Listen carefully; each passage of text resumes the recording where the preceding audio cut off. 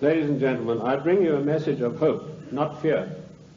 A message that I hope will galvanize us all into much needed action. The problem is quite simple. Anarchy and chaos prevails in Washington, D.C. because the federal government has seized powers to which it is not entitled to and is passing masses of laws that are 100% unconstitutional. And when you get men setting themselves up as greater than the Constitution of the United States, you get anarchy and eventually tyranny. It's taken me 25 years to come to the conclusions that I have come to.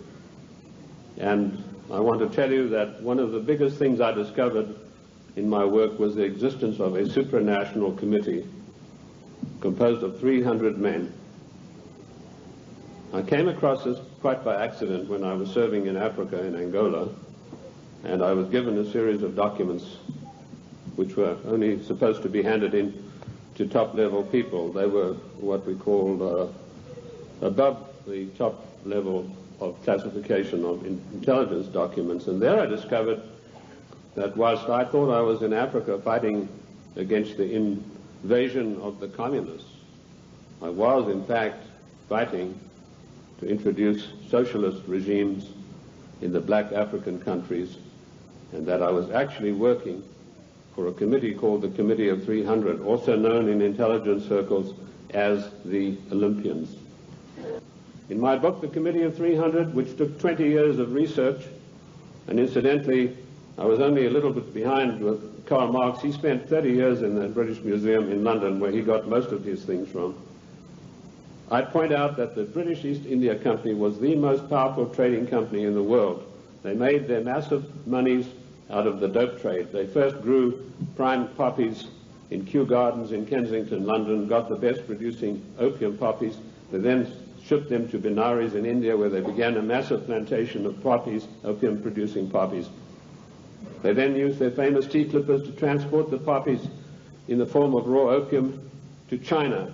And by their military force, they imposed an opium policy on China that turned the Chinese nation into a nation of addicts.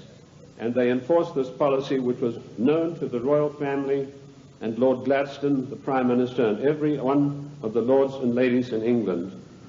And they made a massive, huge fortune.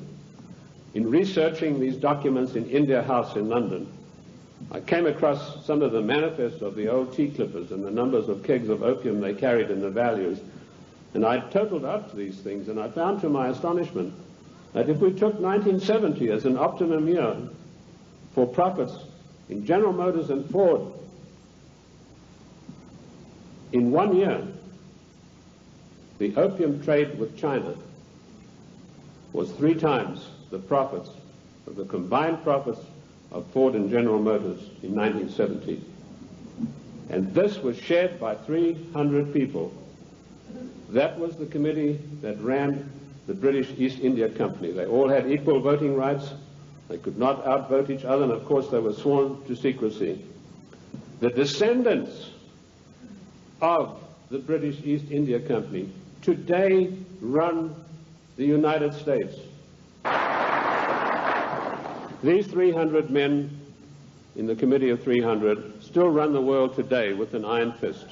Their wealth is untold, cannot be measured. I know, I looked at some of the records that I could find in Italy, in Rome. I've done most of my work on location, and this has always been invaluable to me. And I came across the families in Italy who were called the Fondi, meaning the people who had all the money. They were all members of the Committee of 300, the Lucatis, the Recanati, the Volpi du Miseratis.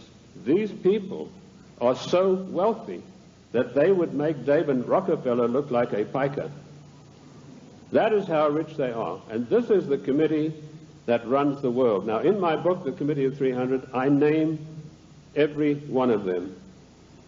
This is not a book that talks about they. It gives you specifics. And I must say I do the same thing in my new book, Socialism, The Road to Slavery, which was 10 years in researching. On July the 4th, 1789, George Washington told the Congress, it is necessary for us to impose tariffs to protect the manufactories of our colonies. That was the first trade barrier.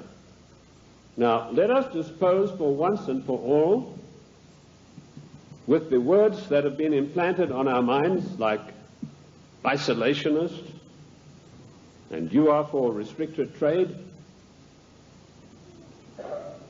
and you are against global trade. The United States of America did not grow great on global trade.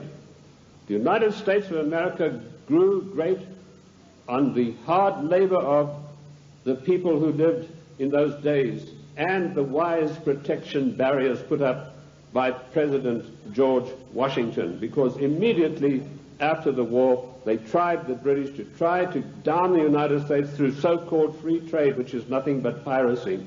Free trade, ladies and gentlemen, is a one-way street which allows other countries to dump their products on our markets to the detriment of our own people. That's what free trade is. It's strictly a one-way street. The trade barriers were increased by Lincoln, Garfield, and McKinley, and all three presidents paid with their lives for that policy.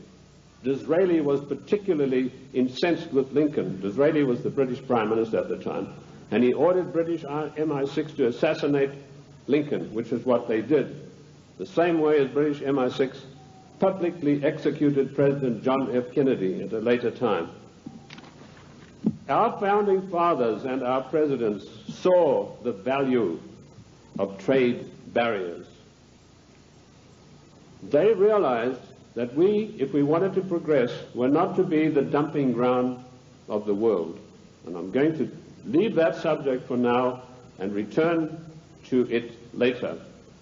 The format that I want to use this morning is the type of questions that are most often asked of me. I've spoken to hundreds of thousands of people across the United States and worldwide, and I've been on many, many radio shows, and these type of questions, we note them, and this is what comes up most of all. Who and what is the Committee of 300? Well, I've dealt with that. I've told you this is a supranational body that knows no boundaries, respects the laws of no countries. The first time that they were publicly announced was by a German socialist by the name of Walter Rathenau. Now, I'll give you some background of Walter Rathenau. He was the financial advisor to the Kaiser of Germany, and he was also the financial advisor to the Rothschilds, the French family Rothschild. So he must have known what he's talking about. He made an astonishing statement in 1934. He said, there is a committee of 300 men that rule the world. They are known only to each other, and nothing happens without their consent. When former head of state Mikhail Gorbachev visited the United States a few years ago, flanked by George Bush and Quayle, he opened his Gorbachev Foundation in the United States. And he let slip, he said, this is being done with approval of the Committee of 300. CNN cameras were on him. They immediately switched. Now, I wrote to CNN and I said, could I have a transcript of this program, which they said was available. I never got a reply. I followed it up with letter after letter, but nothing ever came of it. The point I'm trying to make, ladies and gentlemen, is that the federal government, the secret upper-level parallel government that runs the United States, does not want you to know that you have an upper-level parallel government that calls the shots, that dictates what is going to happen to your life and mine. So that's how I found out about the Committee of 300. The next question is, what are their goals? Their goals are a one-world government, latterly called the New World Order. The one-world government began with King George III. At the time that the colonists were brave enough to take him on, King George was already busy formulating a one world government, and he had lined up at least 50 countries that were willing to come into this future world dictatorship with him. The goals then, very simply stated, are to make the world over into a one world, new world order dictatorship controlled utterly and completely by this Committee of 300. How can they possibly carry out their goals? That's the next question that I'm often asked. They do it by dint and by virtue of their fantastic wealth and the fact that they control thousands of the top banking institutions, the political organizations, insurance companies. In fact, one of the giant insurance companies, a man called me and said, "Do you mean to tell me that they are controlling the Metropolitan of New York?" I said, "The Metropolitan of New York is peanuts." He said, "How can you say that? That's a giant American company." I said, "Well, compared with the Assicurenzi de Generali de Venezia, it's peanuts. That's the biggest insurance company in the world. They control in that organization everything that happens in the world in the insurance field comes out of Venice. That's why Venice is so important, because in Venice we have the black nobility. Now that has nothing to do with the color of the skin of the people, and I'm going to come back to them as we go along. So the goals are a one-world dictatorship of the most brutal kind, and how they carry it out is they have these interface banks, insurance companies, mining conglomerates, every conceivable control in politics, including the Democrat Party of the United States, which is, of course, since 1980 behind closed doors at a secret caucus in Washington, D.C. The Democrat hierarchy took on the goals of the old Socialist Party USA, i.e. based upon the Communist Manifesto of 1848. If you have a copy of my book, and I'm not pushing it, but in my book, The Committee of 300, I list every one of their huge, gigantic corporations, how they interface. And this, ladies and gentlemen, is an eye-opener, because it gets right down to the nitty-gritty of your everyday life in the cities and towns across the United States. So they carry out their goals through existing organizations. And also, of course, they have built up some special organizations of their own. When I first started writing in America, when I came here in 1969, I revealed the existence of an organization called the Royal Institute for International Affairs, which is located at Chatham House in 10 St. James Square in London. I also revealed the existence of the Club of Rome, the Cini Foundation, the Mont Pelerin Society, the Order of St. John, which was known but not known.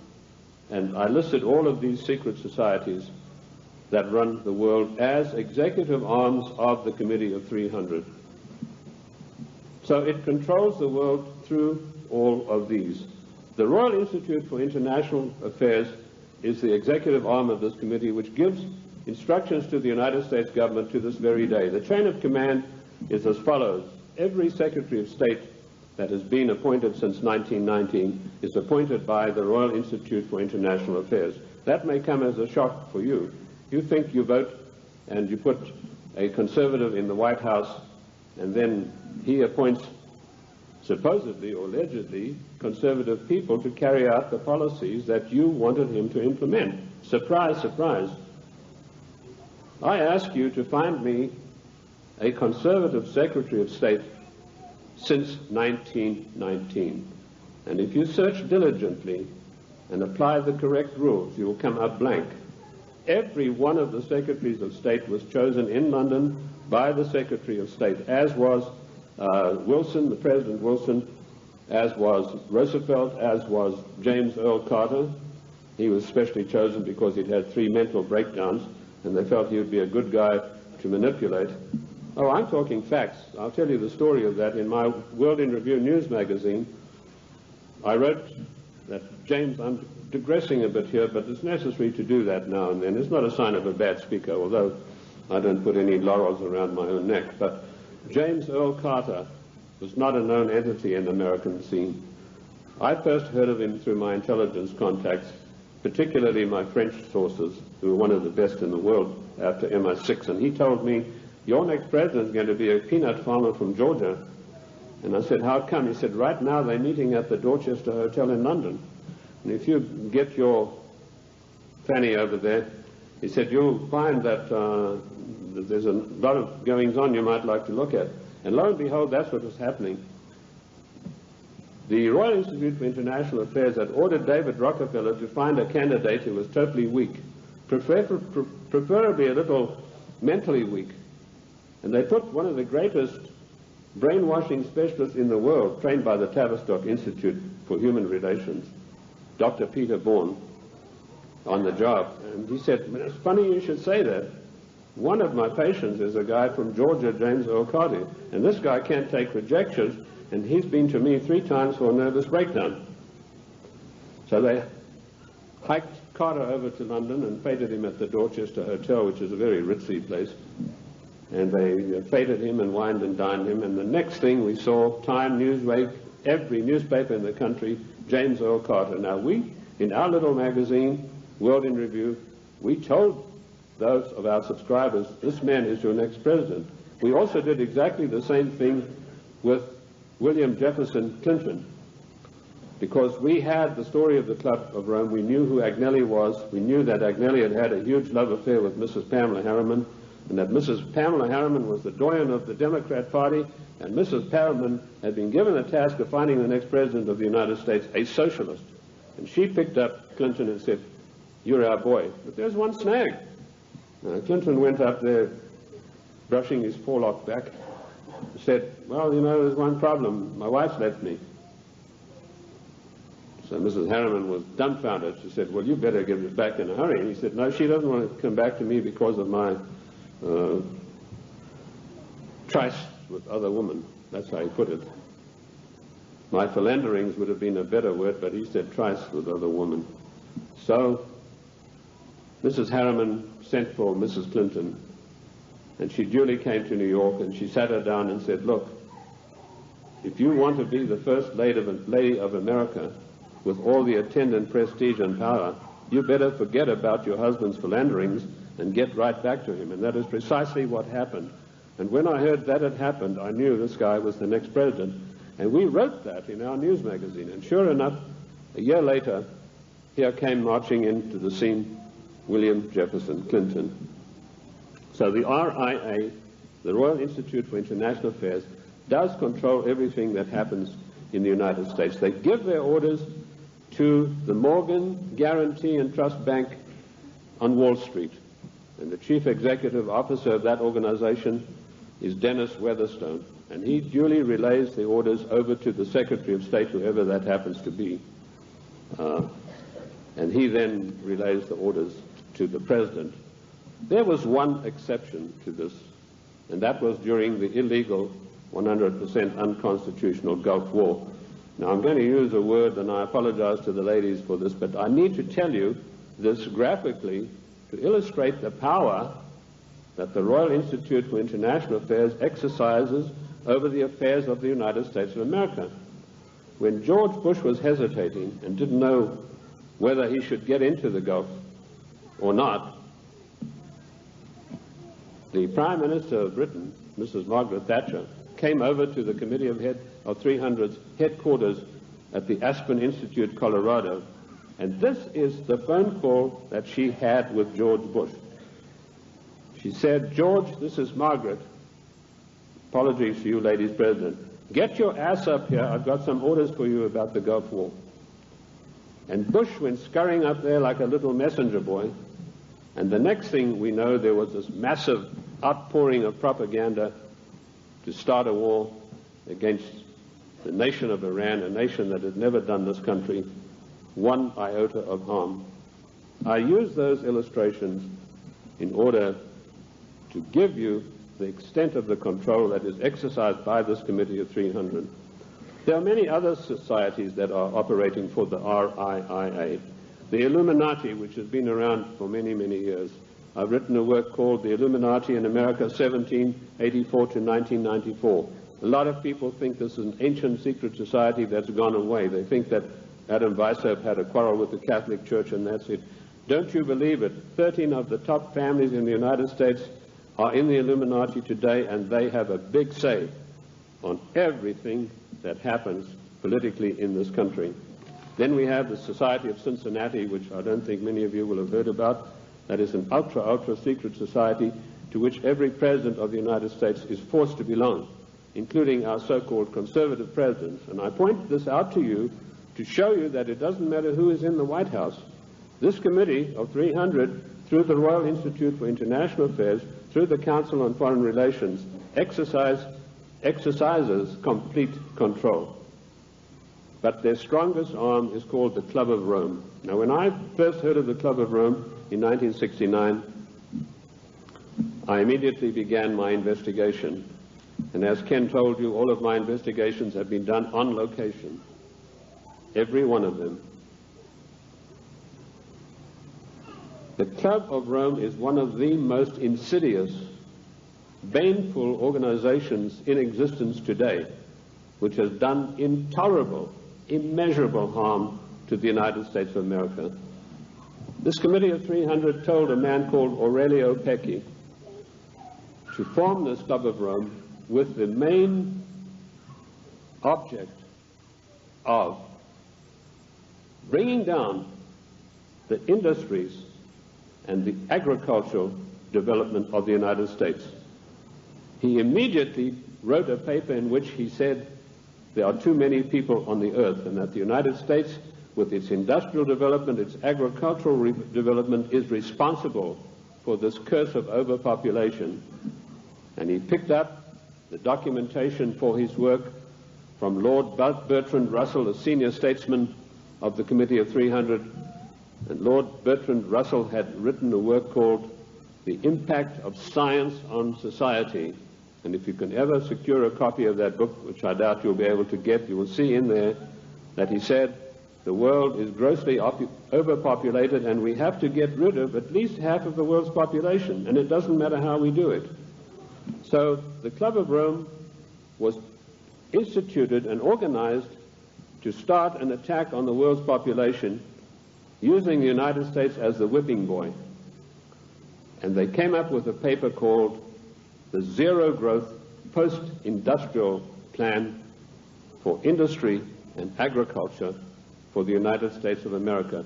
3 days after that plan was accepted as official United States policy by James Earl Carter, I was able to, through my intelligence people, get a copy of this insidious document. Basically what it said was that the middle class in the United States of America had to be destroyed, because in the coming push to a world order, the middle class would be the stumbling block, because history had shown that the peasant class in ancient days, when they had revolted, were just easily crushed. There was no resistance. But now had grown a new super class of people in the United States called the middle class, who had long-term employment, who had job security, who were well paid, who could afford to buy the products that were made by the United States and didn't need to buy products from China or anywhere else. And the Club of Rome post-industrial zero growth paper said this has got to stop. We have to bring down the middle class of the United States. And the way that we will do this, the way that we will accomplish this task, is by crushing their industries.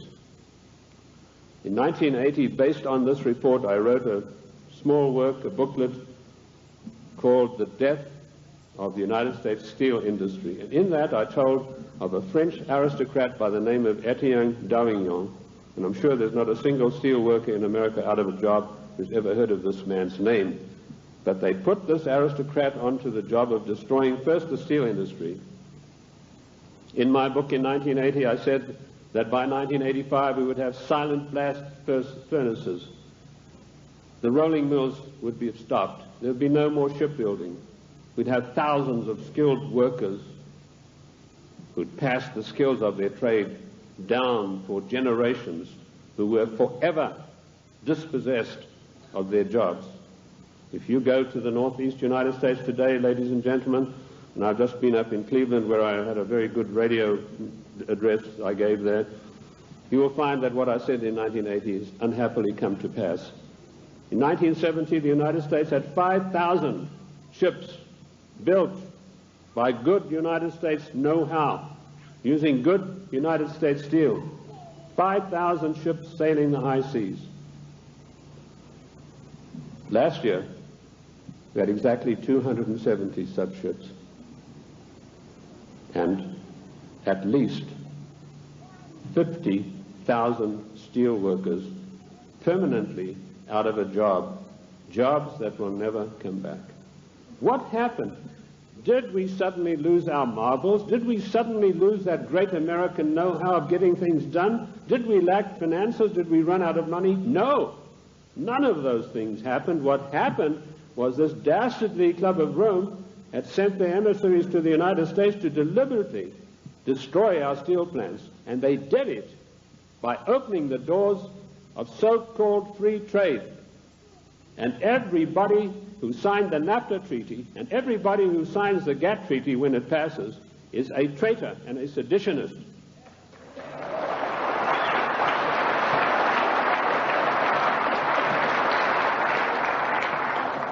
Our mighty steel industry is destroyed. Our shipyards are silent. Our skilled workers are permanently without a job. And if you don't believe me, get the report of the Club of Rome. You know, when I came out in 1969 with my report on the Club of Rome, nobody had ever heard of it. And people, when they got it, said, "Oh, this guy's paranoid. There's no such organization. It's probably something to do with the Catholic Church." Well, surprise, surprise, 25 years later, last year, the Club of Rome celebrated its celebratory anniversary, and Alexander King, its chairman, stated, "The American people henceforth must get used to the idea that they will never, ever again in their lifetime have full employment." What a scandalous thing that our government is fully cooperating with this organization built up by the Royal Institute for International Affairs to destroy the middle class of the United States and to add to the policies of global genocide. And that brings me to the next question. What is the Global 2000? Once again, when I heard about this policy, it was 3 days after it had been accepted by the United States government as its official policy. And the Global 2000 was a blueprint for mass genocide produced by the Club of Rome. Basically, what the Global 2000 calls for is the destruction of half of the world's population by the year 2050, hence the title 2000. They built a case based on Bertrand Russell and H.G. Wells' findings that the world was going to be overpopulated, would be a terrible place to live in. That was picked up by a fellow called Robert Strange McNamara, and a stranger individual you're not likely to meet in this world. And this man had a conference of all the leading bankers about 12 years ago, and he said the biggest menace facing the world today is the American middle class and overpopulation. He linked the two together. And he said, by the year 2050, this is the state of the world. All of these unfed, unwashed people, no jobs. He said, do we want to live in a world like that? So the Global 2000 was a genocidal plan to take care of the people of the United States who don't have any jobs and who, like Alexander King said, are never going to get their jobs back, and the masses of people in other nations. That is why we had the sudden appearance of AIDS. When I was in the service, I was told there's a CAB experiment, that's chemical and bacteriological warfare experiment, going on in Sierra Leone in Africa. That's a remote corner of Africa, West Africa, just above Liberia. If you look at your map, your atlas, and you'll see where it's located. Why Liberia? Extremely hard country to get to. You have to fly from London. That's the only way you can get there. You land on an island, and then you've got to take a ferry across to the mainland, and of course all people taking the ferry are heavily scrutinized. And I managed to work my way. I was told the Americans were doing the CAB experiment. I managed to work my way to within striking distance of a small mission station. And what I discovered was that these blacks were coming in from the bush to this mission station with broken arms or an ulcer on the leg or something like that. And they were ostensibly being treated there, but they were dead by the evening. What was actually going on was that a laboratory had been set up using Lassa fever virus. Now at that time, Lassa fever was one of 4 viruses that could jump the human-animal barrier. And it was a deadly virus. They were trying to create a virus that could be mass-produced and it could be sent out through the World Health Organization to get rid of millions of people in the world. But the Lassa fever virus proved uncontrollable. It killed 3 scientists who were working there. So the orders came from Washington, burn the place to the ground, and that's exactly what they did within a radius of 100 miles. They bottled up some of these viruses they'd been experimenting with and took them back to the Centers for Disease Control in Atlanta. There they began again, but again they escaped and killed 3 more scientists. So they incinerated the whole laboratory, sealed it off and incinerated. The same experiments are now going on in Harvard University right now. But they're not using the Lassa fever virus. That has proved to be too tough for them to handle. Instead, the United States government gave millions of dollars to the United States military chemical and bacteriological warfare establishment at Fort Detrick, and they began experimenting with the AIDS virus. I knew about the AIDS 3 years before the word ever came out in the world, in the United States particularly, because of my field work in Sierra Leone. The British government used their Porton Down CAB facility. It's easier to get into the Bank of England vaults than to get into Porton Down. All the deadliest viruses in the world are being crafted there, in pursuance of the goal, the Global 2000, to decimate the world. Shortly after this experiment had finished at Fort Detrick, the World Health Organization started a massive vaccination campaign. They said, for once and for all, we're going to wipe out the scourge of smallpox. They chose Africa and Brazil, launched a massive vaccination campaign. Immediately, AIDS began to appear. Thousands and thousands of people began dying of the strange new virus, which the World Health Organization then said had come from the bite of a green monkey. They forgot to tell you the green monkey's been there for centuries, and he'd been biting people if he ever did for centuries, but no disease of that nature had ever occurred. The World Health Organization deliberately took this virus, which was crafted from a series of animal viruses, including Mediavirus sheep, which destroys the brain, which is why you find AIDS patients get dementia probably first before any of the other AIDS-related complex diseases appear. And they began vaccinating innocent people on a massive scale, and they began dying like flies. Why Africa and why Brazil? Because those 2 countries had the biggest black population in the world. And I want to tell the black people of the United States of America, do not trust the Democrat Party. Do not trust government. Do not believe that government is your friend. To them you are dispensable, the same way as we are. Millions of people died. I went through Uganda on an inspection tour, and I saw whole areas decimated where previously there had been small towns and villages. There was not a living soul in sight. And that is going on today. The AIDS epidemic is completely out of hand. It swept the world. It's been swept under the carpet in the United States of America. We were told that this is a disease which is passed by homosexuals. True enough, but that's not the primary cause of it. This is a crafted virus that was spread throughout the world to decimate the population. Coming behind them, and we reported this about 2 years ago in our World in Review news magazine, is the Vibro 19 cholera virus, a deadly killer. You get this cholera in the morning. If it's not immediately treated with massive doses of expensive antibiotics, you'll be dead in a day and a half.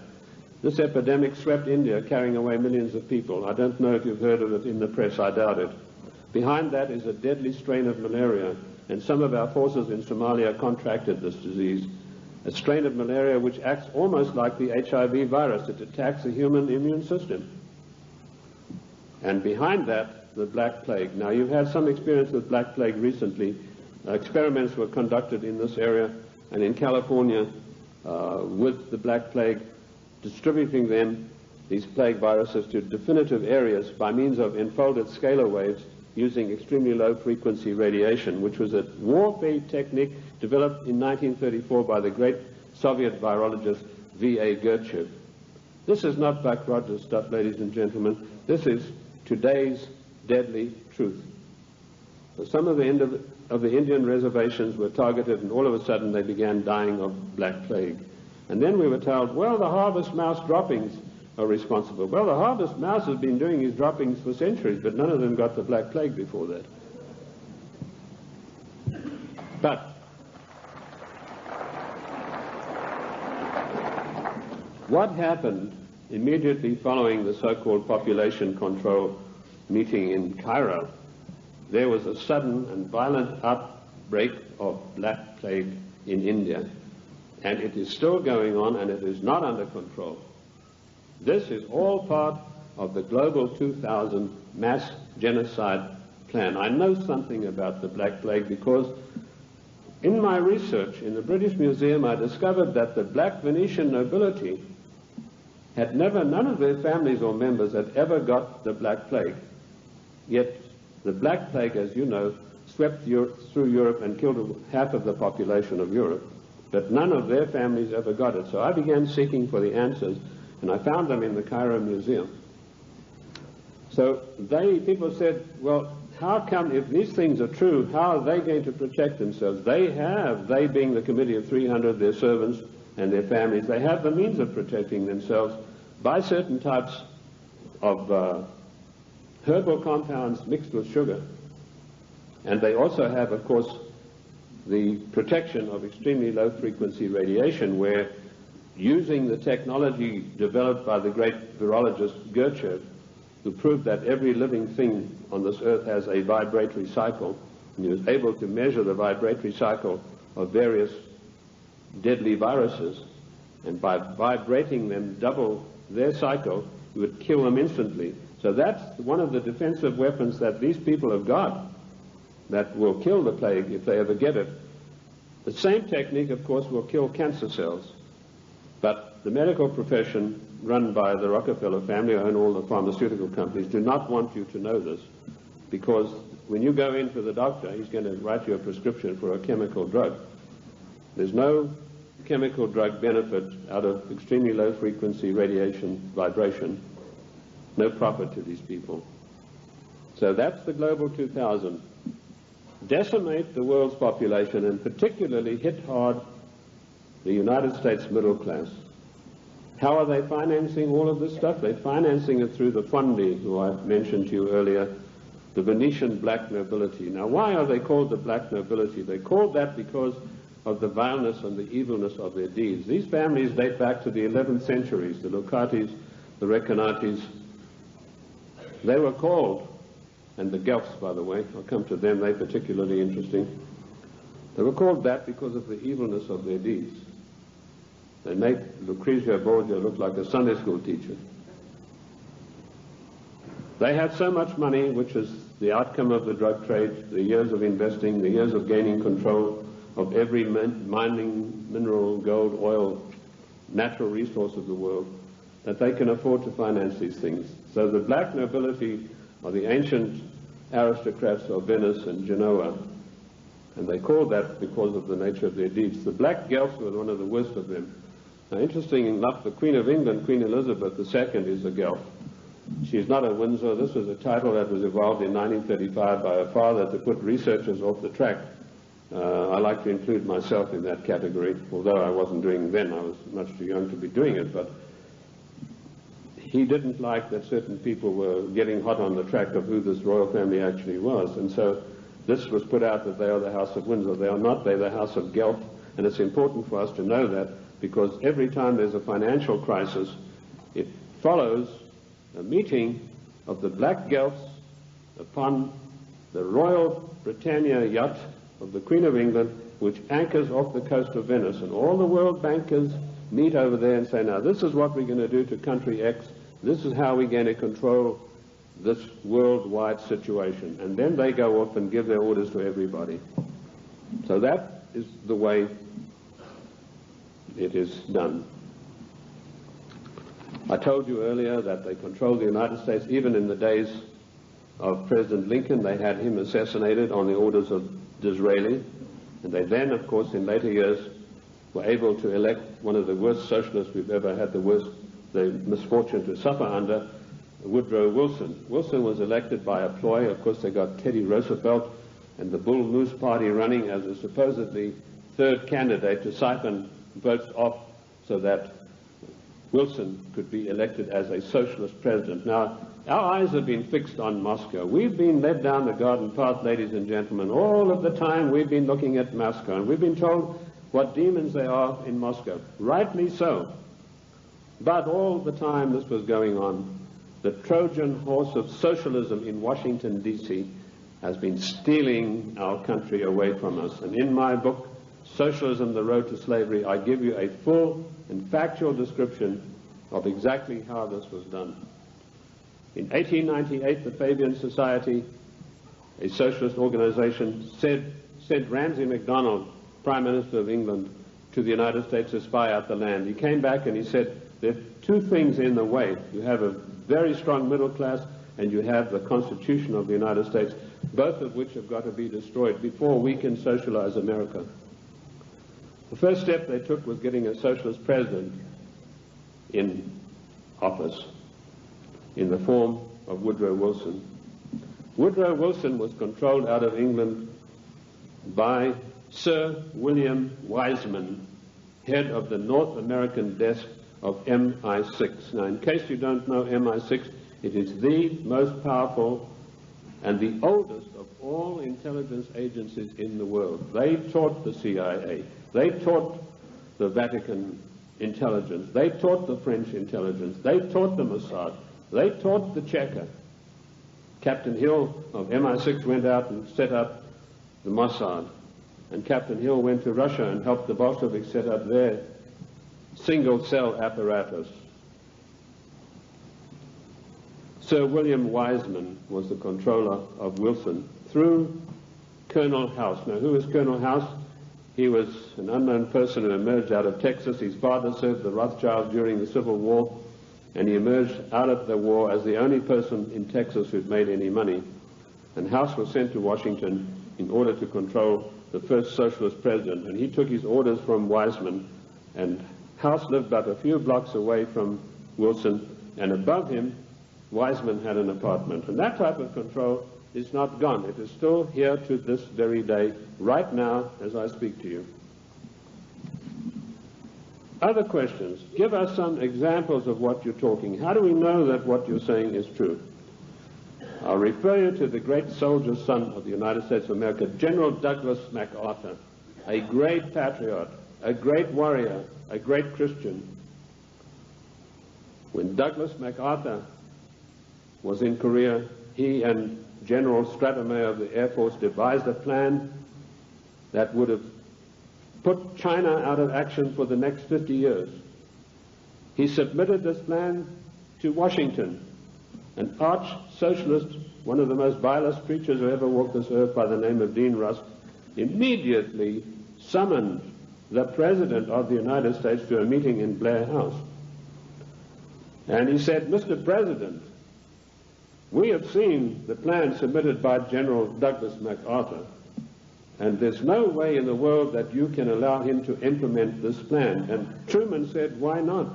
He said, you know very well that anything that relates to China has to be cleared by the Royal Institute for International Affairs first. And he said, they don't want you to do this. And MacArthur was not allowed to carry out his plan. And 50,000 sons, beautiful Americans, were slaughtered on the battlefields of Korea needlessly because of orders from the Royal Institute for International Affairs. And that same institute is controlling President William Jefferson Clinton to this day. MacArthur was eventually bowler-hatted on the orders of the British government. I mentioned earlier the death of John F. Kennedy. Given the methods that are well known in intelligence circles of how to get rid of bothersome people, it would have been a very simple matter to make it look as though Kennedy had died of a heart attack or some other natural cause.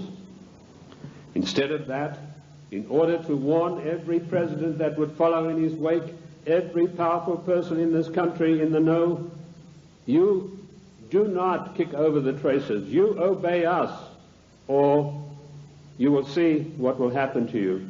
Kennedy was publicly and brutally executed in a plan carried out by British MI6 under the control of Sir William Stevenson and his lieutenant, a Canadian citizen by the name of Major Louis Mortimer Bloomfield. Now, you won't get that in any of the accounts of the Kennedy assassination. You'll find it in my book, The Committee of 300.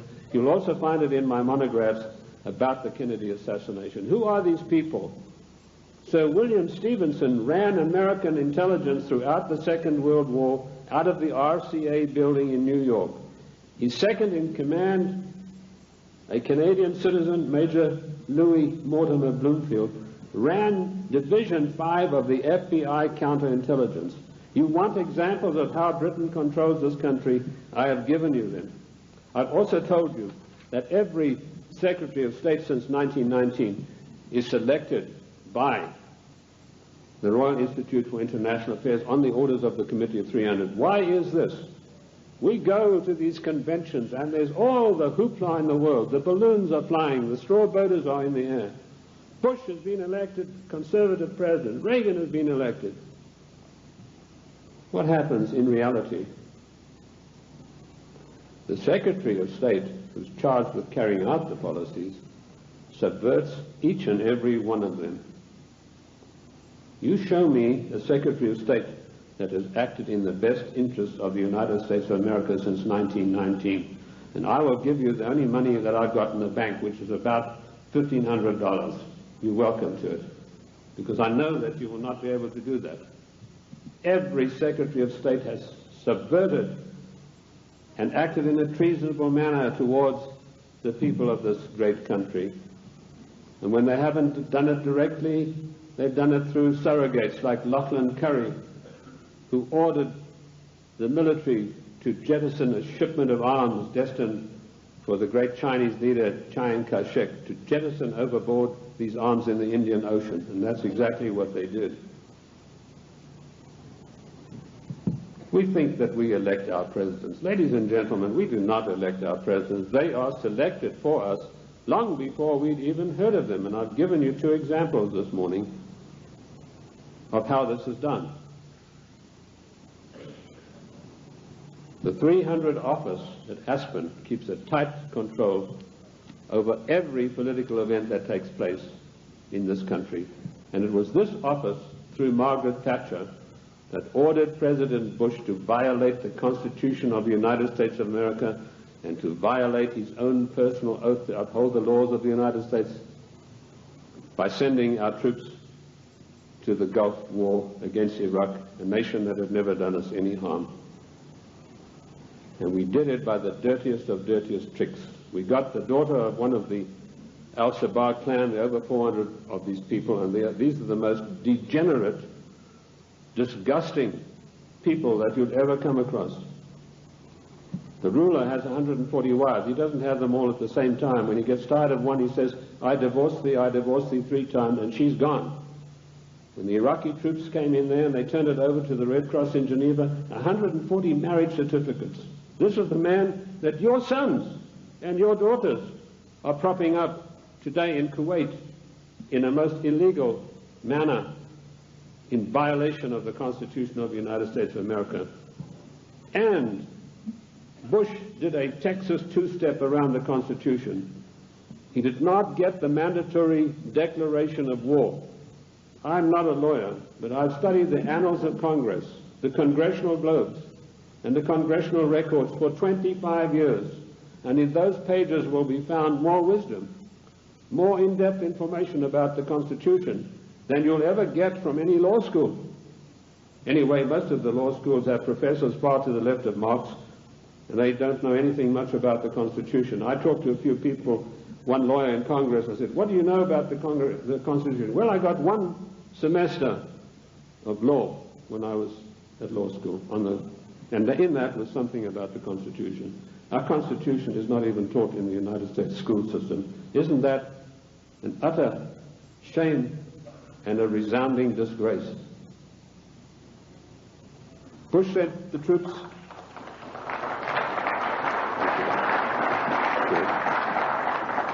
Bush did not get a constitutional declaration of war. This is a very difficult area of the Constitution. It's probably one of the most complex areas of the Constitution. It's a 5-step process that involves both houses making separate declarations, then joint declarations, then the army has to be informed, and then the public has to be informed, and then we have to be told whether this is a private war or a public war, i.e. whether all the armed forces are going to be employed or only one branch. In so-called police actions, the President has 45 days to use only one branch of the service.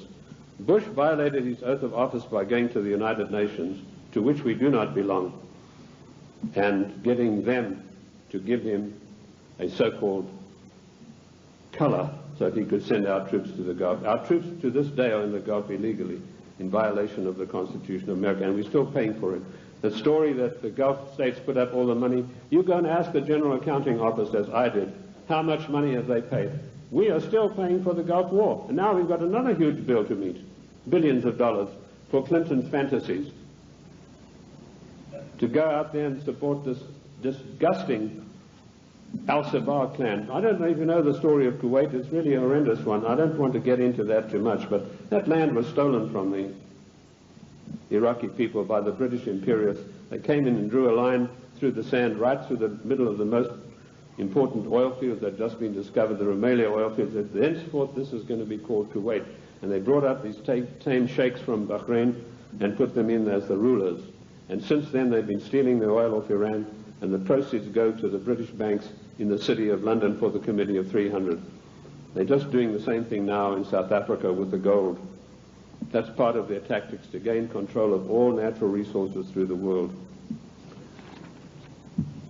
I also touched briefly on Giovanni Agnelli and Mrs. Clinton and how she had left her husband, and Pamela Harriman. Pamela Harriman, for her duties in getting Clinton elected, was given a plum job as ambassador for the United States to France. And this is what happens to the traitors. Patriots are punished and traitors are rewarded. Dennis DeConcini, who voted for the giveaway of our property in Panama and who voted for the crime bill and every other obscenity that is passed by the federal government in violation of the Constitution, he's now going to get a plum ambassadorship when he retires, on top of his huge pension of something like $200,000 a year. I've been asked whether Clinton will stay the full term. Yes, he will. Clinton will stay the full term because he's been given a job to do, and that is to pass certain far-reaching socialist measures. And he's been very successful in doing that with the help of so-called Republicans. I personally am not in favor of political parties. I'm like George Washington. He said, political parties are baneful, and in the long run they are harmful. What happened in NAFTA, a so-called conservative, Mr. Newt Gingrich, who I wouldn't trust as far as I could throw him, went out and acted as the floor manager, as the party whip in true parliamentary style, and he whipped up 132 Republicans, so-called, to support NAFTA.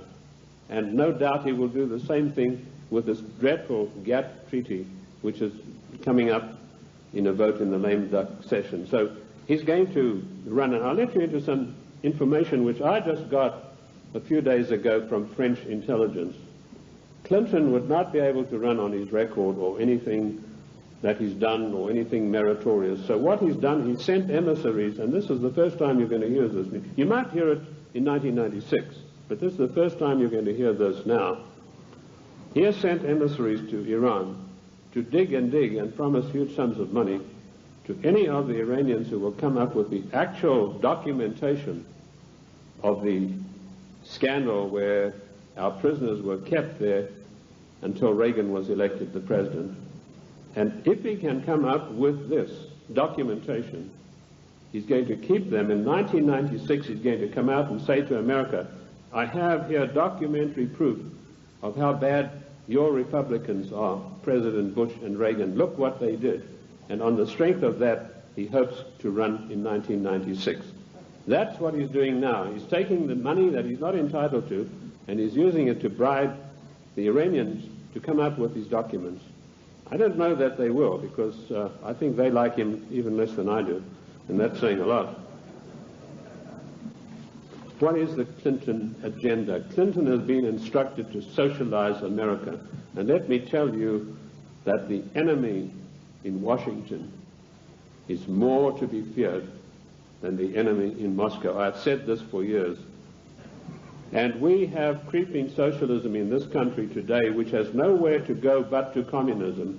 In the New World Order, one world government. That is the direction that William Jefferson Clinton is pushing this country as hard as he can go. Nothing has changed. The Constitution of the United States is immutable. I violently disagree with Justice Ginsburg, who says the Constitution is flexible. The Constitution is not flexible. Our founding fathers meant it to be an immutable document that would stand the test of the ages of time and foil people like William Jefferson Clinton and Roosevelt and every other dictator that is going to follow, unless we stand up and take back our states' rights.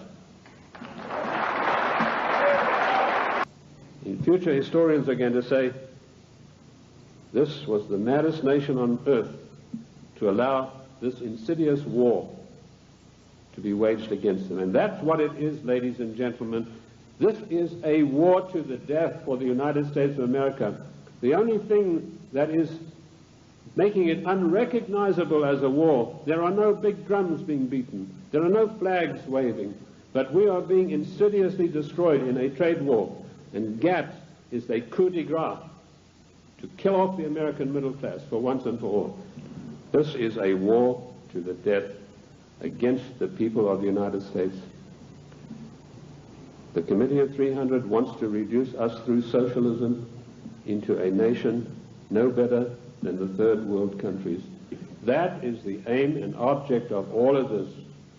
Once a nation is destabilized, it's very easy to deal with it and push it into a socialist new world order, a one world government.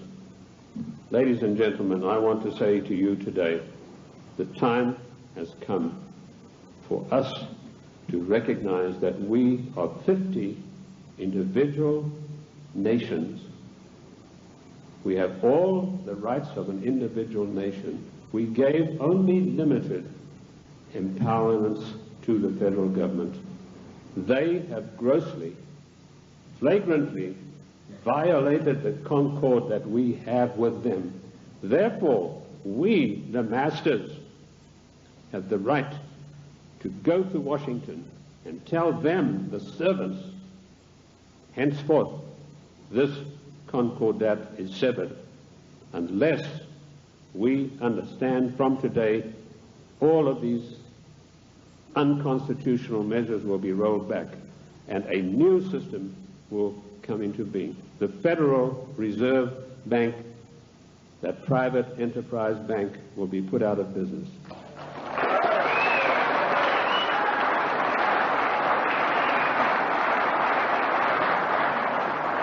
Ladies and gentlemen, this is not anarchy. This is the God-given right of each of the 50 nations, of which the state of New Mexico is an individual nation. We are the only entity in the entire world that has a legal document that allows us to dissolve the federal government without resorting to violence and bloodshed.